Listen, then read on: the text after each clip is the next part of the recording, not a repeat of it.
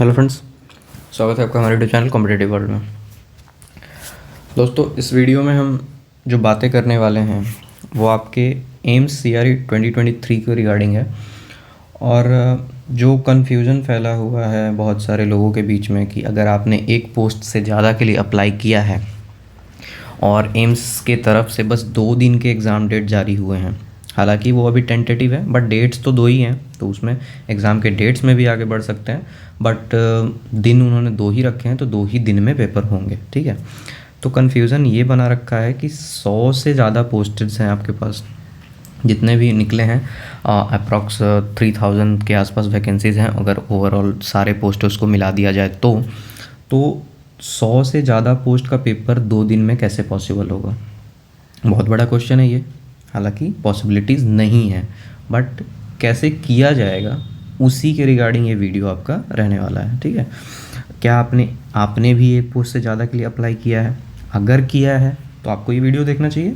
अगर आपके पास अभी 1 दिन का समय और है, अगर आप करना चाहते हो अप्लाई, तो आप सोच सकते हो इस बारे में इस वीडियो को देखने के बाद। अगर जितना भी कन्फ्यूजन है, आई होप इस वीडियो को देखने के बाद शायद दूर हो जाए। हालांकि कन्फ्यूजन आपका तब तक दूर कम्प्लीटली नहीं होगा जब तक आपका एडमिट कार्ड नहीं आ जाए, जब तक आपका एग्ज़ाम का डेट नहीं आ जाएगा, जब तक आप एग्ज़ाम दे के आ नहीं जाओगे। बट फिर भी मैंने कोशिश की, क्योंकि मेरे पास काफ़ी मैसेज आ रहे थे और जब मैंने यूट्यूब अपने वीडियो के कमेंट्स को पढ़ना चालू किया तो वहाँ पे काफ़ी सारे ऐसे कमेंट्स थे कि अगर आपके 2 पोस्ट के लिए आपने अप्लाई किया या 3 के लिए अप्लाई किया तो उसके एग्ज़ाम्स कैसे होंगे, सेंटर्स कैसे मिलेंगे, ये वो काफ़ी सारे कन्फ्यूजन्स हैं। तो मैंने सोचा कि चलो इस पे एक वीडियो बना दूं, क्योंकि सबको पर्सनली रिप्लाई करना थोड़ा सा मुश्किल हो जाता है, क्योंकि डाउट्स तो ख़त्म नहीं होते। मैं एक चीज़ बताऊंगा, उस पे आपको एक और क्वेश्चन आ जाएगा, तो उतना मैं नहीं कर सकता। मतलब उतना टाइम नहीं होता कि मैं हर एक बंदे के साथ पर्सनली डील करूं। दैट्स वाई मैंने सोचा कि चलो सबका ये कॉमन सा कन्फ्यूजन था जो मुझे दिखा, तो मैंने सोचा कि इस पर एक वीडियो बना दिया जाए। तो जितने भी पॉसिबिलिटीज़ हैं इसके रिगार्डिंग वो सारी इस वीडियो में आपको मिल जाएंगे। प्लस क्या होगा, एक ऑफिशियल नोटिफिकेशन भी है इसको लेकर, वो भी मैंने इस वीडियो में अटैच कर दिया है, जो एमसीआरई की तरफ से ऑफिशियल नोटिफिकेशन दिया गया है उनके वेबसाइट पर, तो वो भी इसमें एडेड है। बाकी सारा आपका चीज़ इसमें क्लियर होने वाला है कि कैसे आपका एग्ज़ाम होगा, कैसे आपका मेरिट बनेगा, आपने अगर एक पोस्ट से ज़्यादा अप्लाई किया तो क्या क्या सिनेरियो रहने वाला है। ठीक है, चलिए स्टार्ट करते हैं हम अपने वीडियो को। जैसे ही आगे बढ़ेंगे तो मैं इन्हीं सब कमेंट्स के बारे में कुछ चर्चा कर रहा था। हालांकि मैंने 2-3 ही कमेंट्स लिए हैं, ऐसे बहुत सारे कमेंट्स हैं। तो जैसे कि यहाँ आपने पढ़ सकते हो, फॉर्म हर पोस्ट के लिए अलग अलग भरना पड़ेगा, दोनों एग्ज़ाम सेम डे होगा, ये क्वेश्चन है। फिर आपका 100 पोस्ट हैं, सबके अलग अलग एग्ज़ाम होंगे। अगर मल्टीपल पोस्ट के लिए अप्लाई किया तो एग्ज़ाम क्लास तो नहीं करेगा और सेंटर सेम सिटी में देगा, इसका कुछ सियोरिटी है? चलो ये भी एक क्वेश्चन है। और सारे क्वेश्चन बिल्कुल जेन्यून है, मतलब है कैंडिडेट्स को प्रॉब्लम, उनकी तरफ से ऐसा कोई भी ऑफिशियल चीज़ें अपडेट नहीं दी गई हैं जिससे कि सबको संतुष्टि मिल जाए। ठीक है, तो बहुत सारे कन्फ्यूजन के कारण वो लोग खुद हैं जो एग्ज़ाम करा रहे हैं, उनको हर एक चीज़ क्लियर करके लिखना चाहिए था कि हम एग्ज़ाम किस तरीके से कराएंगे। ठीक है, उन्होंने ना सिलेबस ठीक से दिया है, ना कंडक्टिंग डेट्स, कुछ भी सही से नहीं दिया है, बट एग्ज़ाम ले रहे हैं। और इनके सबसे ज़्यादा ख़राब बात तो ये है, आप जब फ़ी ले रहे हो 3000, आपने फ़ी रख रखा है 3000 रुपये। ठीक है, जो आप एक्सपेक्ट कर रहे हो कि मुझे 3000 लोग यूं ही दे दें, तो ऐसा थोड़ी होता है ना। 3000 लोग देंगे तो उसके रिगार्डिंग उनको फुल प्रूफ इन्फॉर्मेशन चाहिए होगा। भाई 3000 छोटा मोटा अमाउंट नहीं है, बट उन्होंने पता नहीं क्यों, एक तो उन्होंने रिफ़ंड नहीं किया अभी तक, ना ही एम्स भोपाल वाला आया है, ना ही एम्स देवघर वाला आया है। रायबरेली का क्या ही सीन है, वहाँ एक साइट पे एप्लीकेशन फॉर्म, मतलब वो कोई लिंक आया है, बट उसके बावजूद आपने इतने जल्दी में एक तो ये फॉर्म का फ़ी रख लिया, ऊपर से आपने फुल प्रूफ इन्फॉर्मेशन भी नहीं दिया, not regarding syllabus, not regarding exams, कैसे एग्ज़ाम होगा, किस तरह से होगा, इतने सारे पोस्ट हैं तो इनका कैसे पेपर लिया जाएगा, कुछ भी नहीं दिया। बस आपको 3000 का फ़ी चाहिए। ठीक है, तो काफ़ी मुश्किल हो जाता है सबके लिए। अगला है आपका, सर एग्ज़ाम्स अलग अलग दिन होंगे ना, अगर अलग अलग पोस्ट फिल करें तो प्लीज़ रिप्लाई। देखो इस तरीके बहुत सारे क्वेरीज़ हैं। ठीक है, और इसी के रिगार्डिंग मुझे ये वीडियो बनानी पड़ रही है। ठीक है, चलिए अब स्टार्ट करें। तो उसके पहले मैं आपको एक और चीज़ दिखा दूं। यह हालांकि आपको 20 नवंबर को ही आया था, एक छोटा सा अमेंडमेंट था जो भी स्टोर कीपर का ही है ना ये शायद, हाँ स्टोर कीपर कम क्लर्क का है। देखो यहाँ पे स्टोर कीपर का है। तो जितने भी को अप्लाई करना था, उन्होंने देखा होगा कि इसकी सीटें काफ़ी कम थी, जो कि आपके जो नोटिफिकेशन वाले वीडियोस में है, नोटिफिकेशन जो इसका ऑफिशियली जारी हुआ था वहाँ पे जो इसकी सीटें लाई गई थी वो इस तरीके से था, AWS का एक, SC का एक और टोटल 2 था। उसी को अमेंड किया गया है, जो 17 तारीख को आपको अपलोड हुआ था तो ये चीज़ था, उसी को मॉडिफाई करके लाया गया है। सीट आपका कितना हो गया है 33, ठीक है। यहाँ पे जो 2 था ये आपका हो चुका है 33, 11 UR के, 4 EWS के, 9 OBC के, SC के 6 और ST के 3 और 3 PWD के भी हैं। तो यहाँ पे आपको 33 सीट्स मिल गए हैं, ये आपको इन्होंने बताया है। हालांकि ये थोड़ा सा पहले का ही है, बट मैंने सोचा काफ़ी लोग को ये नहीं पता होगा, और जो लोग इस पोस्ट के लिए अप्लाई करना चाह रहे हो वो वैकेंसी देख के अगर नहीं कर रहे होंगे तो उनके लिए आसानी हो जाएगी, क्योंकि वैकेंसी 33 हो गई हैं तो अच्छी है, ठीक है। तो इसके लिए आप अप्लाई कर सकते हो। और ये आपको बार बार बोलते हैं कि हर एप्लीकेंट से ये रिक्वेस्ट है कि वो बार बार रेगुलरली विज़िट करते रहेंगे अपने वेबसाइट को, क्योंकि पहले जो नोटिफिकेशन जारी हो चुका है उसको अमेंड करने के लिए ये लोग दूसरा इस तरीके से निकालते हैं, क्योंकि उसमें एडिट करना मुश्किल होता है एक बार जो ऑलरेडी अपलोड हो चुका है, ठीक है। तो उसके लिए ये लोग दूसरा अमेंडमेंट अपडेट्स निकालते रहते हैं, ठीक है। अगला हम पढ़ें तो अगला हमारा है आपका इसको लेके, ये आपका जो कब जारी हुआ है, डेट आप लोग देख सकते हो 28 को, ठीक है, मतलब परसों। अब देखिए इसमें क्या है, in view of queries received at AIIMS attention to the drawn toward following. कुछ क्वेरीज रिगार्ड हुए हैं, हालांकि हम लोगों ने भी मेल्स डाले थे, आप लोग में से बहुत लोगों ने भी मेल्स डाले होंगे, ठीक है। तो वो जो उनके पास पड़ता है एक ही तरह के, जब बहुत, जैसे मैं कैसे सारे क्वेरीज़ को लेके एक वीडियो ही बना दे रहा हूँ, वैसे उनका है कि सारे को वो पर्सनली मतलब रिप्लाई नहीं कर सकते। उन्होंने क्या किया, एक नोटिस ही निकाल दिया इसके रिगार्डिंग में, ठीक है। वही चीज़ है। अब देखो, एज़ पर एडवर्टिजमेंट नंबर ये है आपका, डेट कब आया था 17/11/2023 को, uploaded in AIIMS website for registration in common recruitment examination CRE 2023। Candidate applying in the more than one group have to apply separately for each group by paying the examination fees separately for each group. अब देखो क्या है, यहाँ पे साफ साफ लिखा गया है, कैंडिडेट जो भी अप्लाई कर रहे हैं कहाँ, एक से ज़्यादा ग्रुप के लिए, उनको सेपरेटली फ़ी पे करना है, सेपरेटली ग्रुप के लिए, ठीक है। जैसे कि ग्रुप इन द सेंस क्या है कि आप लोग ने देखा होगा, जो जैसे मान लो 29 नंबर पोस्ट में जो आपका ऑफिस असिस्टेंट है, उसके बगल में और भी 2-3 पोस्टेज लिखे हुए हैं ना, तो उन सारे का कंक्लूड हो जाएगा एक ही में, ठीक है। उनके लिए आपको अलग अलग नहीं पे करना है, बट जो सीरियल वाइज मान लो 28 हो गया, 27 हो गया, इनके लिए आप लोग अलग अलग पे करना होगा, ठीक है। तो ये आपको बताया गया यहाँ से कि भाई आपको सेपरेट ग्रुप के लिए सेपरेट फ़ी पे करना है, ठीक है। तो जिन्होंने अभी तक जिन्होंने अप्लाई किया उनको तो खैर पता चल गया होगा कि भाई हम एक ही पोस्ट के लिए अप्लाई कर सकते हैं, और जिन्होंने नहीं किया अप्लाई उन्हें अब पता चल रहा है कि भाई आपको सेपरेट करना पड़ेगा। According to following clarification are added, और भी कुछ इसमें क्लैरिफिकेशन एडेड हुआ जिससे कि आपका कन्फ्यूजन थोड़ा सा और कम हो सकता है, जिससे हम देखेंगे फर्स्ट नंबर में आपका, an applicant who wish to apply for more than one group post are required to have a new registration for each group post. अब कुछ लोग का क्वेश्चन ये भी था कि क्या हमें नया रजिस्ट्रेशन करना पड़ेगा या सेम रजिस्ट्रेशन पे हम अलग अलग पोस्ट अप्लाई कर सकते हैं। तो साफ साफ यहाँ पे इन्होंने मेंशन कर दिया है कि आपको न्यू रजिस्ट्रेशन चाहिए होगा अलग पोस्ट के लिए। एक के लिए आपने जो रजिस्ट्रेशन किया उसमें उसका रजिस्ट्रेशन अलग होगा और इसका रजिस्ट्रेशन अलग होगा, ठीक है। दूसरा, examination will be scheduled in way to enable all applicant in all applied group post.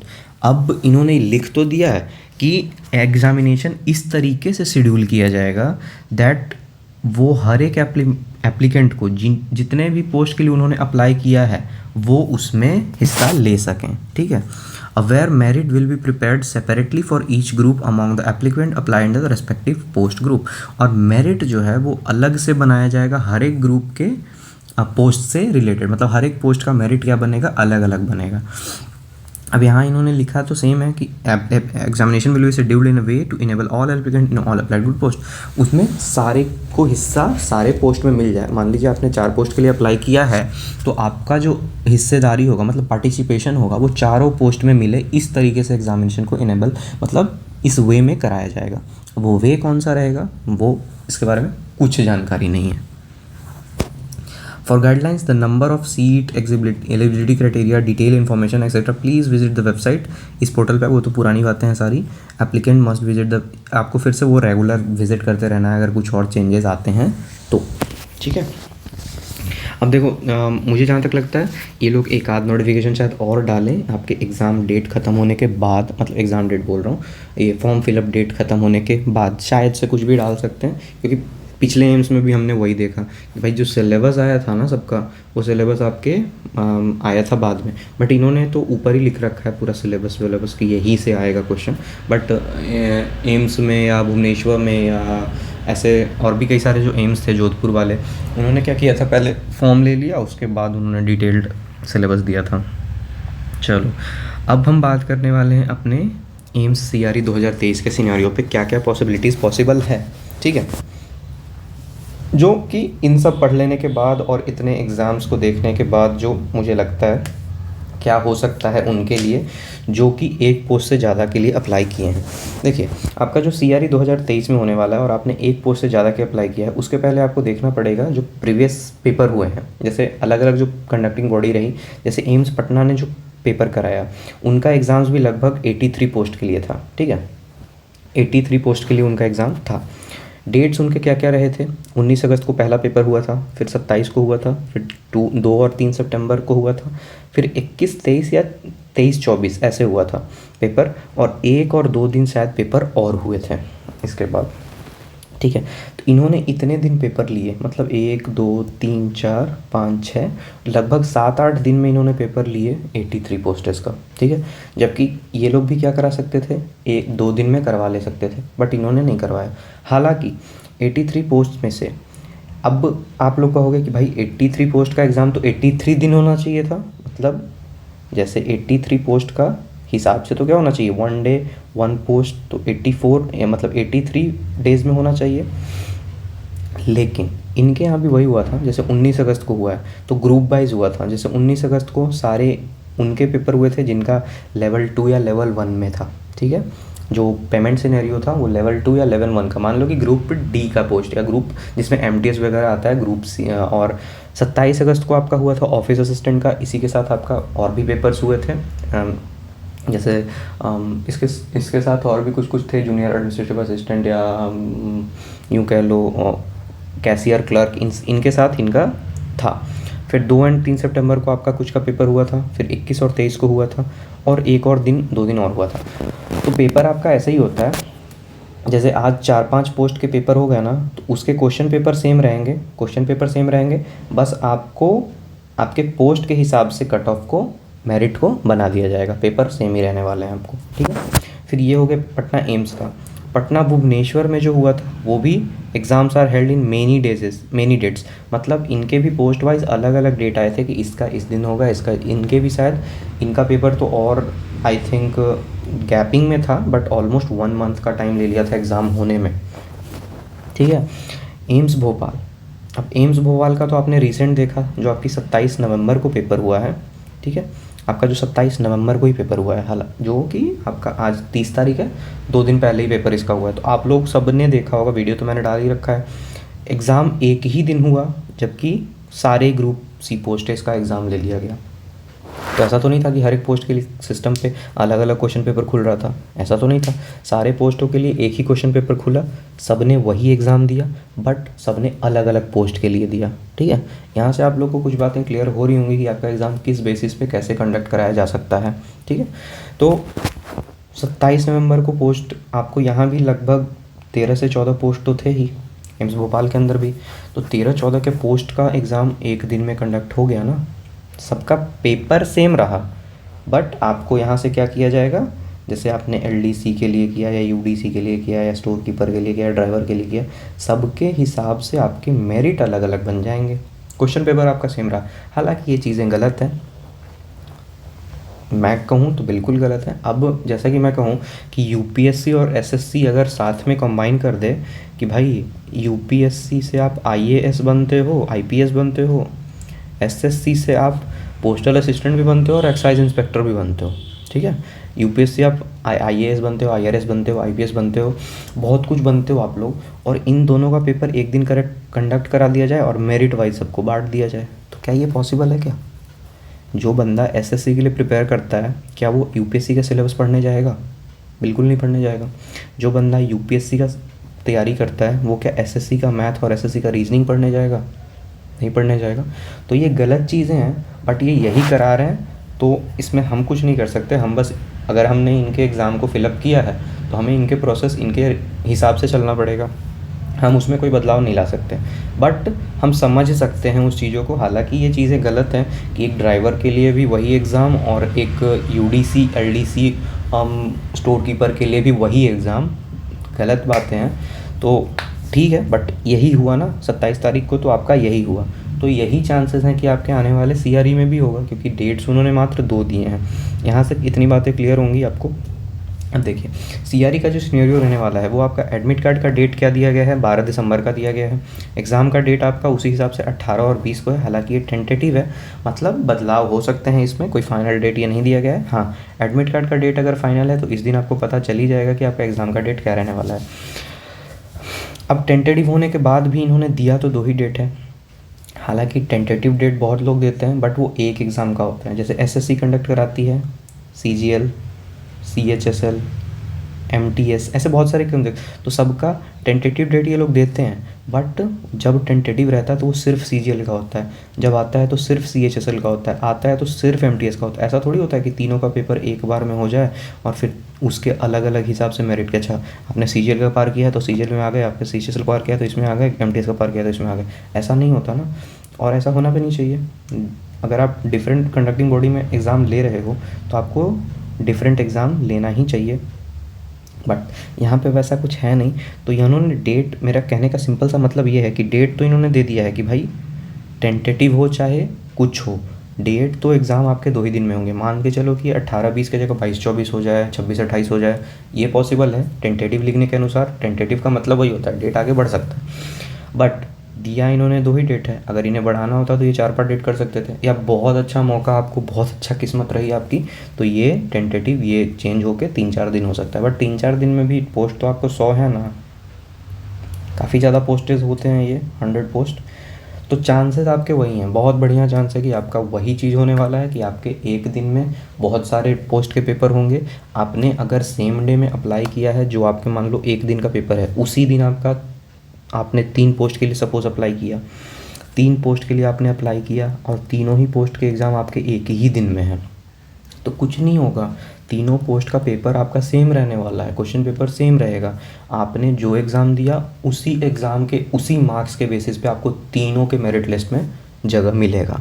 ठीक है, जैसे सपोज़ करो कि आपने पेपर दिया ऑफिस असिस्टेंट का दिया, उस दिन अगर किसी और का भी पेपर है, मैं एज एग्जांपल ले रहा हूँ, मैं ये नहीं बोल रहा हूँ कि उसी दिन है, मान लो कैशियर का है या स्टोर कीपर क्लर्क का है, ठीक है, तीनों में ही आपने अप्लाई कर रखा है।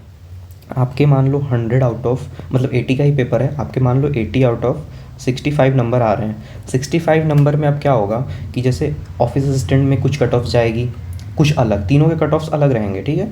ओए का कुछ कट ऑफ रहेगा, कैशियर का कुछ रहेगा, और उस हिसाब से आपके नंबर पे मेरिट में उसको बिठाया जाएगा कि भाई अगर आपका 65 है, यहाँ मान लो 60 कट ऑफ गया तो आप इसके मेरिट में भी आ गए। यहाँ मान लो कैशियर का आपका 65 है, यहाँ 62 गया कट ऑफ, तो आप इसके मेरिट में भी आ गए, यहाँ इसके मेरिट में आ गए। अब तीनों के मेरिट में जब अब आ गए हो, तब आपको सिलेक्शन करना होगा कि आप चूज़ कौन सा करोगे, ठीक है। और इसी के केस में ये लोग वेटिंग लिस्ट भी देंगे।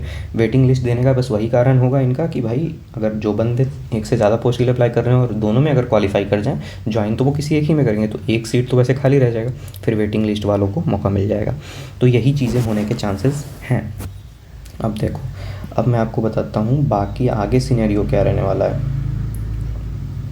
देखिए सिंपल, अगर आपने 2-3 पोस्ट के लिए अप्लाई किया है तो एग्ज़ाम एक ही होगा, बस आपके 3 पोस्ट के मेरिट के लिस्ट में पार्टिसिपेट करने दिया जाएगा। सिंपल सा बात है, जो कि मैंने अभी जस्ट एज ए एग्जांपल बहुत अच्छे से समझा दिया है कि कैसे हो सकता है। आपने जितने भी पोस्ट के लिए अप्लाई किया होगा, एग्ज़ाम उसका एक होगा, अगर एक दिन में पढ़ रहा है तो, और उसके हिसाब से आपको आपके नंबर के हिसाब से तीनों पोस्ट में जगह दी जाएगी। जैसे एम्स भोपाल में होगा, ठीक है। चांस ये है कि यहाँ एक दिन में, हाँ ये बहुत बढ़िया चांस है कि भाई अब इन पार्टिसिपेट कैसे करेंगे। अगर 2 दिन एग्ज़ाम होगा तो किस पोस्ट का एक साथ होगा, किस पोस्ट का अलग होगा, ये लोग 2 तरीके से बांट सकते हैं। एक जो ऊपर लेवल की पोस्ट होगी उनके एक दिन करा सकते हैं, लोअर लेवल की एक दिन करा सकते हैं। और उसमें आपका क्या होगा, ग्रुप बी सी का है तो मे बी सारे ग्रुप बी का एक दिन हो जाए, सारे ग्रुप सी का एक दिन हो जाए, ग्रुप बी के लिए एक पेपर बने, ग्रुप सी के लिए एक अलग पेपर बने, ये पॉसिबिलिटीज़ है। अगर आपने ग्रुप बी और ग्रुप सी दोनों के लिए अप्लाई किया तो आपको 2 दिन पेपर देना पड़ सकता है, ठीक है। अदरवाइज़ आपने ग्रुप बी में 2 पोस्ट के लिए किया तो एक दिन में हो सकता है, ग्रुप सी के लिए किया तो एक दिन में हो सकता है। मैं बोल रहा हूँ हो सकता है, मैं ये नहीं बोल रहा हूँ कि होगा ही ऐसा, बट चांसेस मुझे जो लग रहे हैं ऐसा ही हो सकता है। या फिर 2 तरीके से और बढ़ सकता है कि जिस भी पोस्ट में सपोज़ टाइपिंग है वो एक दिन में हो जाए, जिसमें टाइपिंग नहीं है वो एक दिन में हो जाए, ठीक है। ये पॉसिबिलिटीज़ मेरे समझ में जो आ रही हैं, या तो ये चीज़ हो सकता है या तो आपका ये चीज़ हो सकता है कि ग्रुप बी वाले पोस्ट एक दिन में हो जाए, ग्रुप सी वाले पोस्ट एक दिन में हो जाए, क्योंकि इनको फिर 2 क्वेश्चन पेपर 2 दिन में पेपर होंगे तो ये नॉर्मलाइजेशन का हिस्सा तो लाते नहीं है इसमें, तो 2 दिन होगा तो 2 अलग अलग पेपर होगा, तो अलग अलग पोस्टेस के लिए इनको कराना पड़ेगा, एक ग्रुप बी का करा लें, एक ग्रुप सी का करा लें, ऐसा पॉसिबल है। मेरिट आपके हर एक पोस्ट का सेपरेट तैयार किया जाएगा, ये तो इन्होंने नोटिफिकेशन में भी लिख रखा है कि आप जितने भी पेपर दे लो, आपने मान लो मन है आपका 3 4 5 6 7 जितने भी पोस्ट अप्लाई करने का, तो आप अप्लाई करो, बट आपका जो मेरिट तैयार होगा वो हर एक पोस्ट का सेपरेट तैयार किया जाएगा, ठीक है। आपको आपका नंबर एक ही होगा, आपने मान लो एक दिन पेपर दिया 65 75 80 जो भी आपने स्कोर किया, उसके हिसाब से आपको तीनों पोस्ट में देखा जाएगा कि आप कौन से पोजीशन को होल्ड कर रहे हो। सबसे ज़रूरी बात देखो, फॉर्म फ़ी आपका छोटा मोटा है नहीं, 3000 है, तो जो लोग अप्लाई कर चुके हैं उनके लिए तो बहुत बढ़िया, जो लोग अप्लाई नहीं किए आज या कल के दिन में अप्लाई करना चाह रहे हैं वो लोग इस बातों को ध्यान से सुन लीजिए। आपका फॉर्म फ़ी 300 है प्लस जीएसटी आपको इसमें, मतलब फॉर्म फिलअप आप कीजिएगा तो जैसे कि मैंने कुछ लोगों से बात की तो उन्होंने लगभग बताया कि भाई 3050 या 3060 के आसपास उन्हें लग जा रहा है एक पोस्ट के लिए, ठीक है, सारे चार्जेस वार्जेस लेके। तो अब जो सिनेरियो जो दिक्कत आने वाली है, जैसे आपने सेंटर डाला है, सेंटर अब 2 पोस्ट के लिए आपके अलग अलग रजिस्ट्रेशन हो रहे हैं, अलग अलग रजिस्ट्रेशन में सिनेरियो ये होने वाला है कि आपको दोनों में अलग अलग सेंटर डालने होंगे, अलग अलग सेंटर इन द सेंस कि एक बार आपने प्रेफरेंस से 4 सेंटर डाले, दूसरे पोस्ट में फिर से 4 डालने होंगे। अगर सेंटर वहाँ फुल हो जाता है जहाँ आपने पहला प्रेफरेंस मान के चलो कि पटना दिया और दूसरे में भी पटना दिया, बट फर्स्ट पोस्ट के लिए आपको पटना मिल गया, ठीक है, अगर आपका 2 दिन में पेपर हुआ तब की बात कर रहा हूँ, 1 दिन में हो गया तब तो कोई मतलब ही नहीं, 2 दिन में हुआ और दूसरा दिन बाई चांस आपको पटना नहीं मिला, पहला दिन पटना मिल गया दूसरा दिन नहीं मिला, डेट आपको अगर 18 हो, 18 को पटना मिला और सपोज़ 20 को कहीं और मिल गया, मतलब पटना से दूर, तब आपको दिक्कत आ सकती है, चांसेस हैं ये होने के, ठीक है। बट क्योंकि 2 दिन में भी करा रहे हैं, अब इनको कराना था तो भाई 1 दिन में ही करा लेते, क्या ही दिक्कत था। स्टूडेंट इनके पास कुछ एसएससी और बैंकिंग की तरह 15-20 लाख 25 लाख तो होने नहीं वाले, इतने तो कभी नहीं होंगे, 1000 में ही रहेंगे चाहे जितने भी आ जाएं, उतने तो नहीं होंगे कि भाई 35 लाख स्टूडेंट आ गए हैं तो ऑल ओवर इंडिया इनको कंडक्ट कराना पड़ रहा है 3-4 शिफ्ट में, डेली 7-8 दिन कराना पड़ रहा है, 2 दिन करा रहे हैं, 1 दिन में ही करा लेते अगर यही कराना था तो, बट 2 दिन करा रहे हैं तो ये दिक्कत तो है कि भाई एक को 18 आपका ही 18 को हो जाए, फिर आपका ही 20 को हो जाए, तो आपको ट्रैवलिंग करना पड़ सकता है। उस हिसाब से आप लोग सोचिएगा कि भाई 3000 लगाओगे, और अगर सेंटर कुछ ज़्यादा दूर मिल गया, आने जाने का दिक्कत, ठंड भी है, तो आप लोग उस हिसाब से सोचिएगा। अगर आपकी प्रिपरेशन मतलब एक से ज़्यादा अगर आप फिलअप करना चाहते हो तो एक पोस्ट के लिए करना है, फिर तो नो प्रॉब्लम है, कहीं भी आप जाके दे सकते हो पेपर। एक से ज़्यादा के लिए करना चाहते हो तो उसके लिए थोड़ा सा आपको सोचना पड़ेगा, क्योंकि सेंटर का जो इशू है वो आ सकता है वहाँ पर। अगर सेंटर बाई चांस 18 और 20 के बीच में आपका दोनों दिन पेपर हो गया, बहुत अच्छा, बहुत ख़राब लग रहा आपका, तभी ऐसा हुआ कि 18 को भी पेपर और 20 को भी पेपर, और दोनों 2 जगह पे, ठीक है। तो उस हिसाब में आपका पैसा वेस्ट होने का चांसेस ज़्यादा। एक पेपर तो आप दे लोगे, बट दूसरा के लिए आपको परेशानी का सामना करना पड़ेगा, ठीक है। और ये कॉल आपका पूरा आपका रहने वाला है कि भाई आपको करना है, भरना है कि नहीं भरना है। इसमें मैं कुछ सजेस्ट नहीं करूँगा कि भाई आप मत भरो, आपकी पढ़ाई है, आपके पैसे हैं, आप अच्छा जानते हो मेरे से कि आप कितना फॉर्म फिलअप में पैसे को लगा सकते हो, या पैसे अगर आपके वेस्ट हो गए तो आप कितना उसको नहीं सोच सकते हो उसके बारे में, तो वो आपकी कॉल है टोटल। मैं तो पर्सनली मेरी बात करूँ तो मैं भी अपने बारे में बताता हूँ, मैंने फॉर्म फिलअप किया है कि नहीं किया है। लास्ट डेट आपका क्या रहने वाला है, 1 तारीख को रहने वाला है, मतलब आज और कल को मिला के आपके पास कल शाम शायद 5 बजे तक का ये टाइम है, शाम 5 बजे तक का, ठीक है। और आज मोटा मोटी आपके पास 24 घंटे का समय है अभी। अगर मैं अपनी बात करूँ, मैंने अभी तक फॉर्म अप्लाई नहीं किया है। क्यों नहीं किया है इसका कारण मैं बताता हूँ। मेरा एक पेपर आपका EMRS का है, 17 दिसंबर को, ठीक है। अब मुझे टेंशन ये है कि इसका डेट 18 दे दिया गया है और 20 दे दिया गया है। इसका अगर मैंने अप्लाई किया और मुझे 20 तारीख मिल जाए तो बहुत बढ़िया, बट अगर मेरा पेपर हो गया 18 को और 17 को पेपर तो मैं डालूंगा ही, क्योंकि ये फॉर्म मैंने 2-3 महीने पहले ही अप्लाई किया था, तो ये एग्ज़ाम मुझे देना ही है। और 18 तारीख को अगर मेरा हो गया और इसका सेंटर अगर कहीं दूर हो गया तो 17 को अगर मेरा शाम का शिफ्ट है, शाम के शिफ्ट में पेपर दूंगा, 18 को मान लो सुबह के शिफ्ट में पेपर होगा, तो कैसे दे पाऊँगा पेपर। और इसकी फ़ॉर्म अगर होती मतलब 1000, 1200, 1500 के आसपास होती तो फिर कोई दिक्कत भी नहीं था, भर देता। अगर जैसे कि एम्स भोपाल का पेपर मैंने डाला था बट नहीं दे पाया, मैं बाहर हूँ थोड़ा, तो उसके लिए वैसा कोई समस्या नहीं है। बट ये वाला अगर 3000 फ़ी ऐसे ही वेस्ट हो जाएगा, मतलब फॉर्म भरने के बाद चांसेस तो मन में तो रहता है कि भाई एग्ज़ाम तो दें कम से कम, बट अगर नहीं दे पाएँ तो थोड़ा सा दिक्कत हो जाता है। इस कारण से मैं अभी बस हाँ ना में हूँ कि मैंने अभी तक तो नहीं डाला, क्या पता कल तक मूड हो जाए तो मैं डाल भी दूँ, बट ऐसा अभी तक मैंने नहीं डाला है। वही बस सोच के कि भाई मेरा डेट थोड़ा कोलैप्स कर रहा है कि 1/17 को पेपर है, ये वाला अगर 18 को पड़ जाएगा तो क्या होगा, ठीक है। तो बस इस कारण से आप लोग भी अच्छा से सोच समझ लीजिएगा, जिन्होंने अभी तक नहीं डाला है, कि भाई आपको 1 पोस्ट के लिए डालना है कि 2 पोस्ट के लिए डालना है, ठीक है। वो पूरी की पूरी आपकी कॉल रहने वाली है। अगर मेरे हिसाब से चलिएगा तो 2 पोस्ट के लिए आप डाल सकते हो अगर आपकी इच्छा है, तो 1 पोस्ट के लिए डालो तो सफिशिएंट होगा आपके लिए, पूरी फोकस से आप लोग कर पाओगे। कोई ऐसे 2 पोस्ट के लिए डालोगे तो आपके पास टेंशन हमेशा बना रहेगा कि भाई कैसे होगा कैसे नहीं होगा, मतलब बहुत सारी टेंशन होगा, और टेंशन के साथ एग्ज़ाम देना इट्स नॉट बेनिफिशियल। तो आप 1 पोस्ट के लिए ही डालो, मेरे हिसाब से वो सही रहेगा। अदरवाइज़ वो आपकी कॉल है पूरी की पूरी। चलो, आई होप जितने भी कंडीशंस थे, जितने भी पॉसिबिलिटीज़ थे, मैंने इस वीडियो में डिस्कस कर लिए हैं, आपको अब कोई प्रॉब्लम नहीं आएगी। ओके, चलो, थैंक यू।